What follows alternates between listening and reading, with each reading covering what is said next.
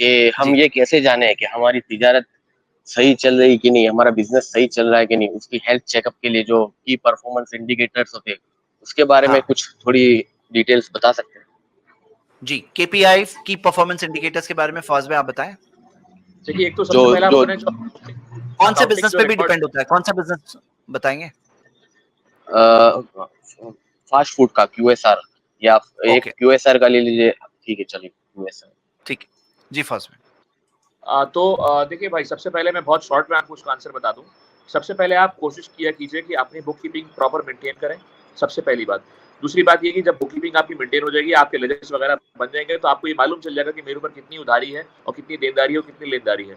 वो सबसे बड़े जो बिजनेस के फैक्टर्स होते हैं, जो बिजनेस को ग्रो करने के लिए, एक्सपैंड करने के लिए जरूरी होते हैं, कि आपको कितना पैसा मार्केट से मिलना है और कितना आपको देना है। उसका डिफरेंस जो होता है वो आपका अपना मार्जिन या अपना कैपिटल या कॉर्पस, जो भी आप उसको नाम दे लीजिए। मैं मोटे मोटे अल्फाजों में आपको बता रहा हूँ, मैं पूरी बैलेंस शीट आपको नहीं बता रहा, रेशियोज में नहीं जा रहा, एनालिसिस में नहीं जा रहा, मैं सिर्फ मोटी मोटी बता रहा हूँ। जिस पल आपको जो पैसा मिलना है, अगर वो ज्यादा है, इट इज ग्रेटर देन दोस्त पैसा, मतलब वो पैसे से जो कि आपको देना है, इसका मतलब आपका बिजनेस बिल्कुल अच्छा चल रहा है। अगर जो पैसा आपको मार्केट में आपको देना है वो ज्यादा है जो कि आपको मार्केट से लेना है, तो फिर इसका मतलब आपको अपने बिजनेस पे और ज्यादा फोकस करने की जरूरत है। क्योंकि वक्त बहुत कम है, मैं इसलिए इसको समराइज करूंगा 2 लाइन में।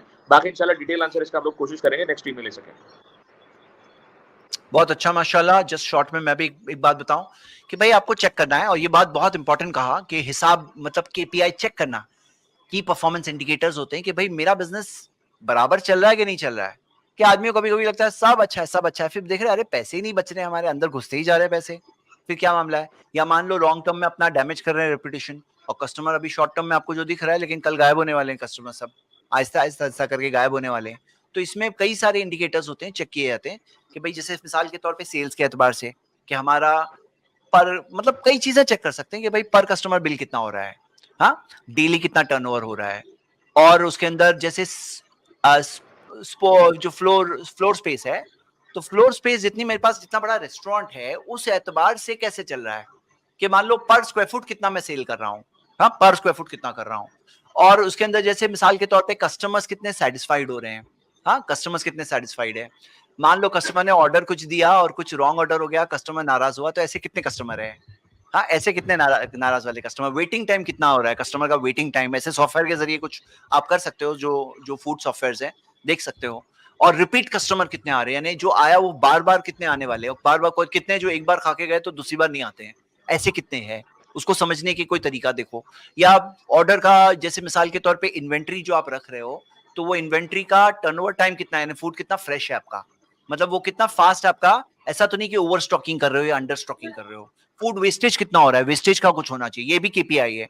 और जैसे मिसाल के तौर पे आपका कॉस्ट के अंदर, कॉस्ट कंट्रोल के अंदर भाई एम्प्लॉय कॉस्ट कितना जा रहा है, हाँ एम्प्लॉय कॉस्ट कितना जा रहा है, एम्प्लॉय का यानी कि कितने एम्प्लॉय छोड़ छोड़ के आपके यहाँ से जा रहे हैं, सेटिस्फाइड है नहीं सेटिस्फाइड है, ये चीज कितनी है, ग्रॉस प्रॉफिट कितना है, नेट प्रॉफिट कितना है, हाँ और यानी कॉस्ट ऑफ प्रोडक्शन देखना, ब्रेक इवन पॉइंट तक पहुंच रहे हैं, खर्चे निकल रहे हैं नहीं निकल रहे हैं, तो ये सारी चीजें होती है।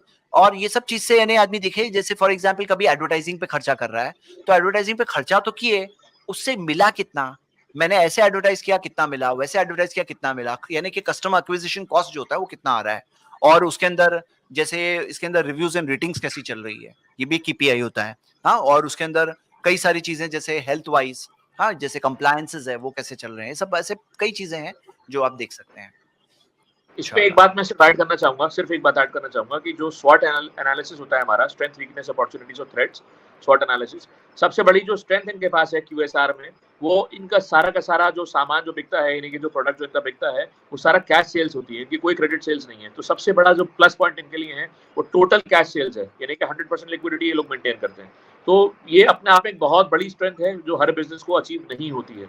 ये भी आप अपने आप को स्ट्रेंथ मानते हुए चलिए, और फिर यहाँ से आप एनालाइज करिए कि आपके पास जो मार्केट की जो देनदारी है वो कितनी है। तो यही एक बड़ा इंडिकेटर आपके लिए, यहीं से शुरू, मतलब जो बेस पॉइंट है आपको यहीं से शुरुआत होगा आपका। जी जज़ाकल्लाह खैर जैद भाई, फवाज भाई। और वही